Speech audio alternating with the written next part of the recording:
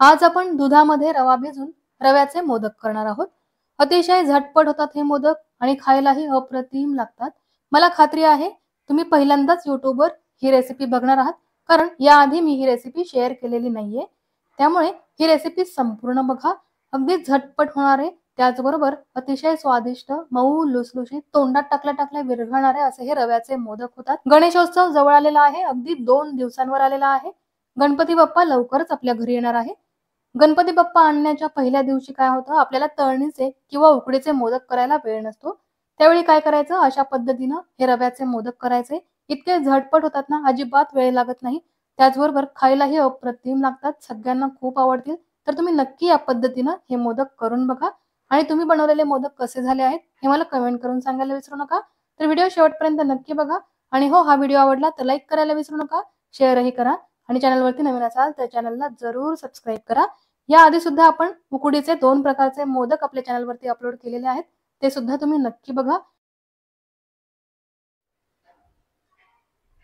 नमस्कार, मी अश्विनी आपल्या चॅनलमध्ये तुमचे मनापासून खूप खूप स्वागत करते। आज आपण गणपती बाप्पांच्या आवडीचे मोदक करणार आहोत। रव्याचे मोदक आपण आज करायचे आहेत। अतिशय झटपट होतात हे मोदक। चला तर मग रेसिपी सुरू करूया। इथे बघा, 1 कप रवा मी घेतलेला आहे, तो पॅन मध्ये टाकलेला आहे। आता हा रवा आपण भाजून घेऊया। अगदीच लालसर करायचा नाही आपल्याला, थोडासा कलर बदलेपर्यंत आपल्याला भाजायचा आहे।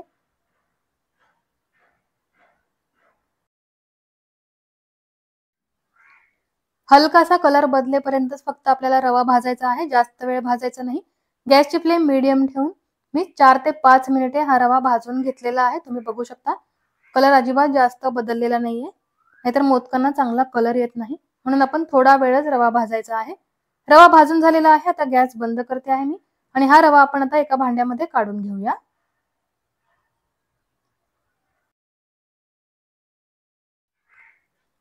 रवा आपण एका भांड्यामध्ये काढून घेतलेला आहे। आता याच्यामध्ये दूध टाकून घेऊया। आधी मी 1 कप दूध टाकून घेते आणि याच्यानंतर पाऊण कप दूध आपण याच्यामध्ये टाकणार आहोत।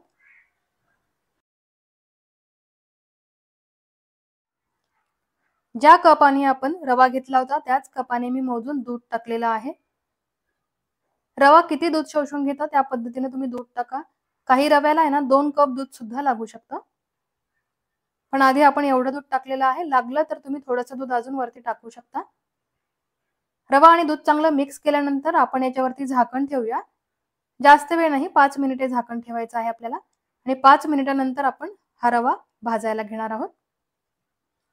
5 मिनिटे झालेली आहेत। तुम्ही बघू शकता रव्याने संपूर्ण दूध शोषून घेतलेलं आहे, पण अगदीच कोरडा झालेला नाहीये, ओलसर आहे हा रवा, म्हणजे अजून दूध लागणार नाहीये आपल्याला।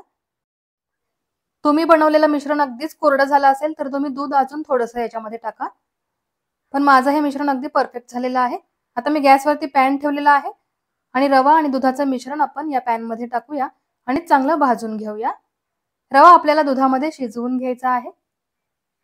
जास्त वेळ लागत नाही, 5 ते 7 मिनिटांमध्ये रवा अगदी छान शिजतो।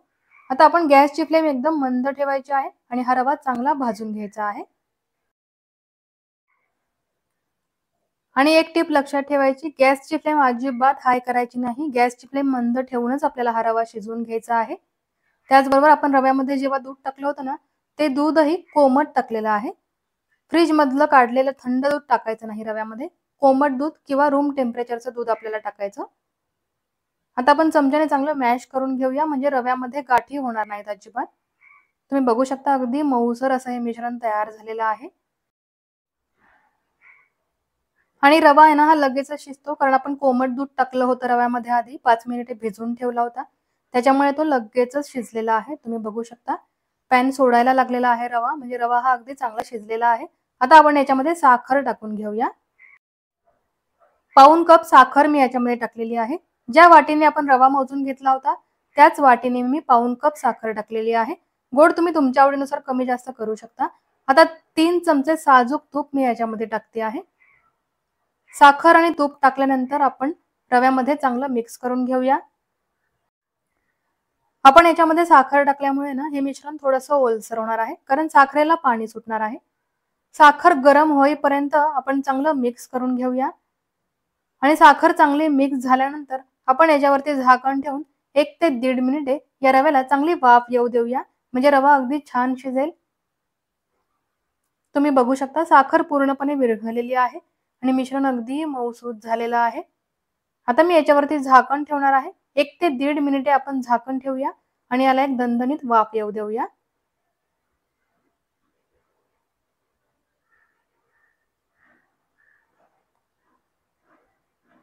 1.5 मिनिटे झालेलं आहे. आता आपण झाकण काढूया आणि तुम्ही बघू शकता रवा अगदी छान शिजलेला आहे. तो अगदीच ओलसर नाही झालेला, अगदी परफेक्ट असा हा रवा शिजलेला आहे. आता मी याच्यामध्ये विलायची पावडर टाकून घेते.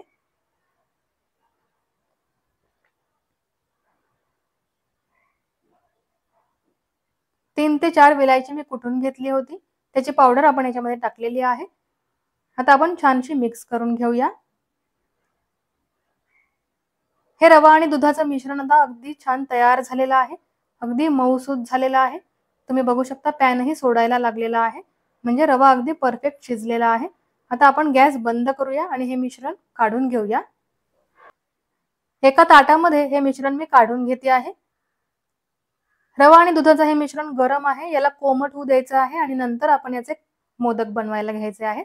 अगदीच थंड होऊ द्यायचं नाही आपल्याला हे मिश्रण. कोमट असतानाच आपण याचे मोदक बनवणार आहोत. मोदक बनवण्यासाठी मी हा मोल्ड घेतलेला आहे. तुम्ही बघू शकता एका वेळी याच्यामध्ये 3 मोदक तयार होतात. आता हे मिश्रण मी मोदकच्या मोल्डमध्ये भरती आहे.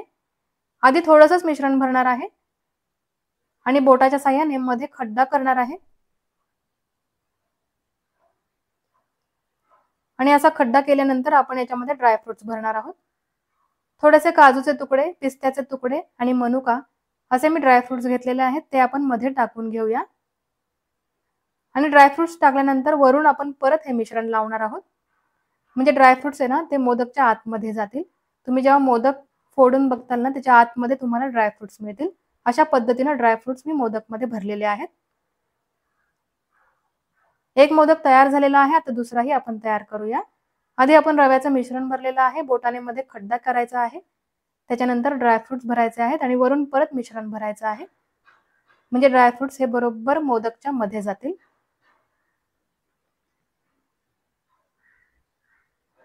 तुमच्याकडे मोदकचा मोल्ड नसेल तर तुम्ही हाताने सुद्धा हा मोदक वळू शकता आणि नंतर चमच्याच्या साहाय्याने त्याला डिझाईन तयार करायची.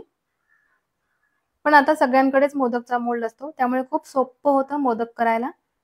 त्यामुळे तुमच्याकडे नसेल तरी तुम्ही असा मोदकचा मोल्ड आणा. म्हणजे मोदक अगदी झटपटही होतात आणि दिसायलाही अगदी सुरेख दिसतात. आता 3ही मोदक आपण तयार केलेले आहेत. ते आता उघडून बघूया. आणि तुम्ही बघू शकता अतिशय सुरेख असे मोदक तयार झालेले आहेत.